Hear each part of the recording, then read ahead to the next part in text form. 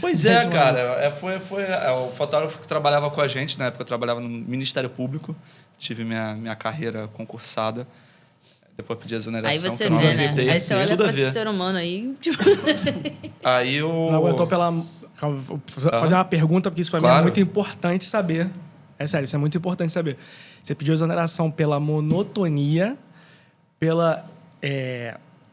excesso de gente que se acha que manda em todo mundo lá dentro, ou por excesso de trabalho?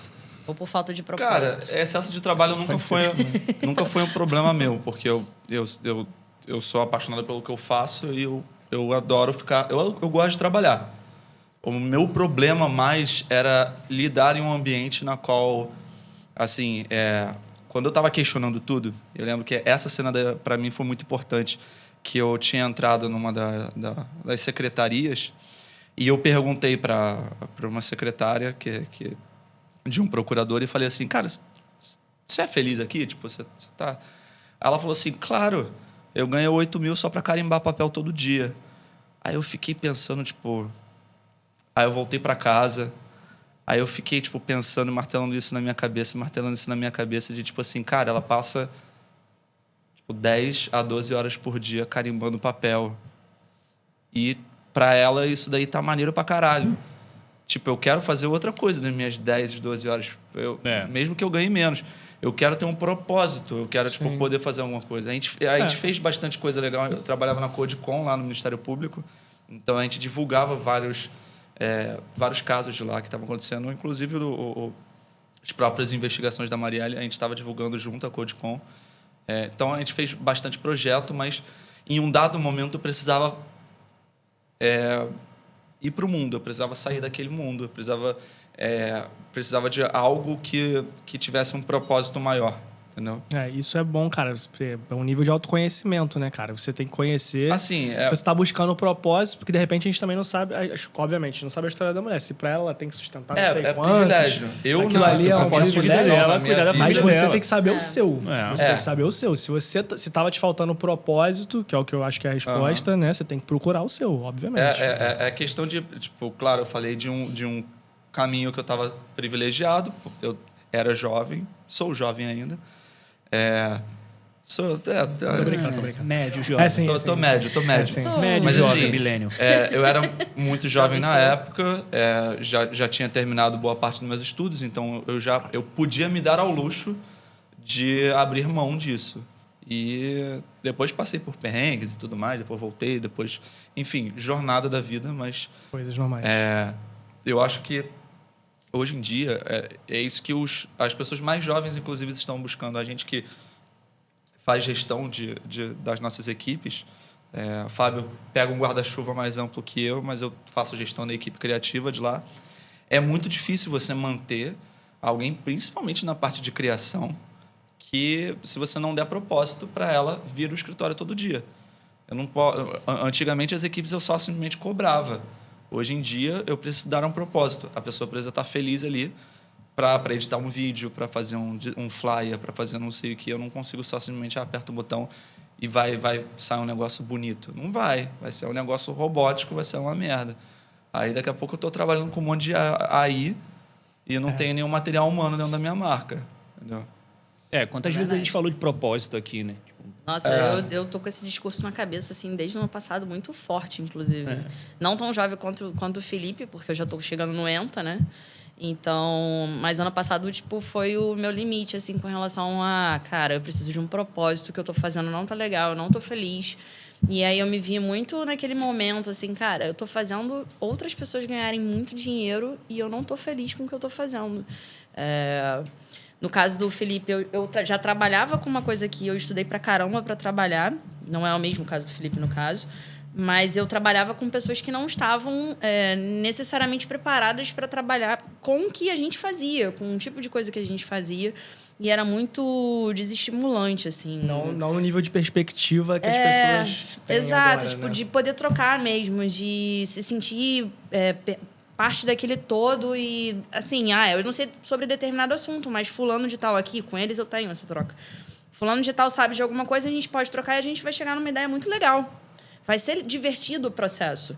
Eu acabei sendo, tipo, eu entrei no lugar de ser a fazedora de coisas, de tarefas, para ganhar um salário ok, até para o que eu fazia, mas eu não me sentia feliz, porque no fim das contas eu via o cara que estava no topo da empresa ganhando muito dinheiro de verdade, porque o cara tinha até helicóptero, né? Nesse nível. E eu ali trabalhando pra caramba, recebendo, tipo, mensagem no meio da minha madrugada, assim, às vezes sexta-feira. Então, e eu trabalhava home office. Então, trabalhando numa empresa de outro país. E aí eu saí desse lugar e falei, cara, não quero mais isso. Quero sair dessa área. Isso aqui não é pra mim, não quero mais trabalhar com marketing. E aí, nesses últimos meses, eu meio que tirei umas férias pra mim. Acabou que, no fim das contas, me jogaram aqui de novo. Mas é legal pensar que, assim, talvez eu estivesse num lugar errado com pessoas erradas e agora eu tô, tipo, tendo um respiro, eu sigo fazendo o que eu fazia, porém com pessoas diferentes. Eu tava tendo, cara, primeiro que eu fico feliz de saber disso, né? Obrigada. Feliz real, assim. Porque a gente já trocou várias ideias sobre isso e é bom saber que você finalmente achou uma coisa, né, que te agrada pra caralho. Eu achei pessoas legais, né? Mas exato. Eu achei pessoas legais de trabalhar. Perguntam, eu tenho uma história forte com propósito, né? Tipo assim, não vou monopolizar a nossa conversa, mas eu tenho uma história forte com propósito e eu acredito muito que o sentido da vida é achar o seu propósito. Assim, o sentido da vida é esse. Porque não é possível que seja só trabalhar pra caramba. Você gosta de fato de fazer. Eu vi num podcast até gringo, o cara falou pra mim, deu uma definição que pra mim marcou bastante, assim, Cara, sentido da vida pra ele, pro cara lá. Eu não vou dizer que é meu, porque eu gostei da frase, mas não necessariamente estou concordando 100% com ele. Mas é muito bacana. Ele falou, cara, sentido da vida é você aproveitar a passagem do tempo. Então, assim, se junta com o que você tá falando. Porque como é que você vai aproveitar a passagem do tempo se tu não tá fazendo alguma coisa que você tá minimamente né, ali e tal? Porque muita gente responde essa pergunta com o sentido da vida é ser feliz. Mas o que é ser feliz? Ser feliz é um momento. Exato. Eu tenho um momento de felicidade aqui. Eu tô feliz aqui. Mas eu posso ir embora e acontecer alguma coisa que eu não tô mais feliz. Então, acho que o cenário que a gente tá... Uma felicidade maior é quando a gente acha o nosso propósito, a gente consegue atuar dentro daquilo que a gente acredita, assim, seja o que for. Se o propósito da vida, dessa passagem que o Felipe contou lá, da pessoa que trabalhava com ele, fosse, sei lá, ajudar minha família, tá tudo certo. Ela tava no ela tá ajudando a família dela, o propósito dela é esse, ela quer isso pra vida dela. Eu, particularmente, eu acho que, assim, cara, nós somos seres complexos demais, em tantos sentidos, do que, tipo, assim... do que você nasceu e as suas propensões genéticas para cada micro capacidade dentro do seu corpo e tal. Você é muito refém de sei lá, cara, em quase tudo. É muito pouco do que você consegue controlar. Eu tendo a acreditar que todo mundo está fazendo o melhor que pode o tempo todo. Mesmo que isso não seja verdade, isso me faz agir melhor com as pessoas, sabe? Porque se a pessoa está fazendo... Se eu acredito que a pessoa está fazendo o melhor que ela pode, eu me esforço. Falho porque sou ser humano, óbvio, mas eu me esforço para o máximo que eu posso para poder entender, falar, cara, a pessoa tá fazendo o melhor que ela pode. Então, cara, vou tentar respeitar esse momento. Como eu falei, falho. Sim, eu falho. Mas quando eu tô lúcido, quando eu tô com a cabeça boa o suficiente para entender que, pô, cara, beleza. E nesse sentido, você começa a entender todo mundo, sabe? Tipo assim, você entende até... Um exemplo que eu usei para um amigo meu uma vez... né? Porque ele tava falando assim, cara, não, porque... Falei, cara, pensa o seguinte, mano. A pessoa que mora na rua, você viu a pessoa que mora na rua... Eu já vi um cara, por exemplo, que amarrava carne podre na pele, na perna para parecer que tinha aquelas elefantias e tudo para pedir dinheiro e tal, não sei o que lá. Na hora eu fiquei puto. Mas aí meu consciente de hoje em dia fala o seguinte, cara... Eu não faço a menor ideia do que levou o cara a ter uma necessidade chegar naquele psicológica, ponto, porque... Às vezes não é financeira. Porque tem a galera que trabalha pedindo dinheiro na rua que ganha mais do que muita gente que trabalha normalmente, assim. Mas às vezes é uma necessidade psicológica. Você não sabe como que o cara chegou até aquilo ali. Aí o exemplo era... Cara, quando essa pessoa que está sentada aqui na rua, tipo, pedindo dinheiro... A pessoa que está realmente necessitada, vamos supor. Pedindo dinheiro aqui, assim... Cara, todo mundo que está passando ali está ignorando essa pessoa. Quase todo mundo. Tenta você mandar mensagem para todo mundo do seu WhatsApp... Uma semana e todo mundo te ignorar, o lixo de ser humano que você vai se sentir. Imagina que aquela pessoa tá há 30 anos sendo ignorada. Tu acha que a cabeça dela é o quê, cara? cabeça dela já foi, tipo, destruída, tá ligado? Então, é um outro tipo de comportamento, é um outro tipo de coisa. Então, quando você começa a levar para esses extremos... Eu funciono assim, né? Quando eu levo para os extremos, eu começo a ir entendendo, eu começo a ir trazendo de volta, eu falo, caraca, beleza. Aí tu fala assim, pô... Aí o cara, às vezes, teve que matar por uma situação específica e tu fala o seguinte, cara, beleza. Ação e consequência. O cara vai ter que pagar por aquilo que ele fez, mas se você conseguisse enxergar a trajetória do cara inteira, talvez você entenderia. E aí a gente fala muito sobre o estado de consciência, né? A gente que tem até um tipo de conhecimento, um pouco, sei lá, tem um entendimento com relação a isso, tipo, entender qual é o estado de consciência daquela pessoa para chegar e levá-la a fazer aquilo que ela está fazendo. Que muitas das vezes no nosso julgamento não é o melhor caminho, mas é o que ela pode fazer e isso, né? Isso às vezes não muda nada na vida prática, porque mesmo você sabendo o grau de consciência da outra pessoa, você tem toda liberdade para não se sentir obrigado a conviver com ela por causa disso. E tá tudo bem também, entendeu?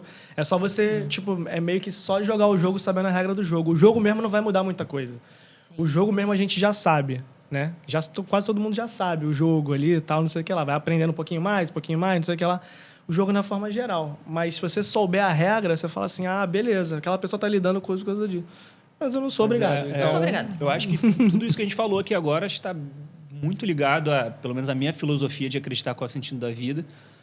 Porque, cara, esse cara, por exemplo, que tá lá na rua pedindo dinheiro, a gente não sabe qual é a história dele. Mas, muito provavelmente, ele não é uma daquelas pessoas felizardas em ter descoberto qual é o propósito dela na vida. Muito provavelmente foi isso que aconteceu com ela. Sim.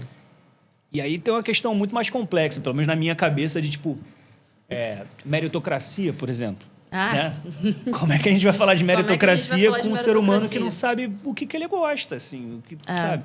E aí, enfim, eu falo muito sobre isso, tipo, eu sou um defensor do branding, é a minha especialidade, é a coisa que eu mais gosto, eu mais estudei na vida, e fala muito sobre propósito, porque eu fui uma pessoa, pelo menos, que fui salvo por ter achado o propósito da minha vida. E foi sem querer, assim, foi sem querer.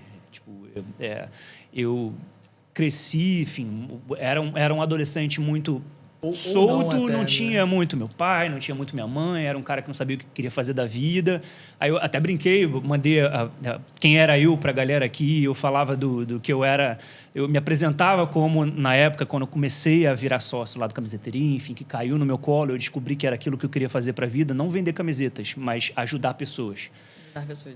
Exatamente. E aí eu comecei a palestrar sobre isso, enfim, em escolas, e falar mais com adolescentes, né, mais com a galera mais jovem. E aí eu falava muito sobre isso, a descoberta do propósito, porque eu acho que a primeira coisa que o cara, a criança, o adolescente, o jovem que está escolhendo alguma coisa para ser da vida, ele precisa entender primeiro. Ele precisa entender o que é o propósito dele para escolher qual faculdade ele vai fazer. Porque não tem como você escolher qual faculdade você vai fazer se você não sabe o que te dá prazer. Eu acho que aí eu usava essa... tinha que ser obrigatório. Exatamente. E aí eu usava essa brincadeira, né? Eu contava a minha história real. E eu fazia uma brincadeira, obviamente, para conquistar eles ali nos primeiros 10 segundos, que eu me apresentava como... Meu nome é Fábio Gouveia, eu sou ex-modelo, atriz e ex-BBB. É isso mesmo. E era o que estava no hype quando eu era adolescente, né? Era aquelas subcelebridades e elas apresentavam assim, eu sou modelo, atriz, ex-BBB, não sei o quê. E assim, eu tinha isso dentro de mim. Eu falava, cara, eu não sei o que eu quero fazer da vida. Eu vou ser BBB. Você famoso. Eu vou focar nisso. Eu vou ficar fortão, vou malhar e tal. Isso é do famoso, eu vou ser BBB e é isso aí. Eu vou viver de ser famoso. E, obviamente, eu não consegui. Porque, não tinha disciplina para malhar o suficiente, cuidar de alimentação e ficar, sabe, para ser uma subcelebridade dessas da vida. Obviamente, fiquei bastante perdido na vida, até que... Durante um tempinho. Graças ao universo, caiu no meu colo o propósito, que foi quando eu entrei lá no Camiseteria e descobri que o que me dava prazer era ajudar as pessoas. Mas e se isso não tivesse caído no meu colo, né? Então, assim, a busca pelo propósito ela é muito importante, principalmente para o jovem, porque, cara, faz parte do que a gente é na vida, assim. E ela não tem, muito importante também ressaltar, né? Ela não tem um prazo definido, não, cara. Então a gente tem uns exemplos extremos, assim, né? Tipo, pensar, sei lá, tem o... Como é aquele ator de Hollywood, que é o... Aquele ator de Hollywood, que é realmente... Aquele famoso. Começou a fazer filme... Wagner Moura. Começou a fazer filme com 48 anos de idade. Hoje em dia faz quase todos os filmes. Aquele cara que fez Deus, fez... Morgan Freeman. Sim. Deus, Deus, né? Naquele filme, daquele engraçado. Aquele lá. Faz Deus.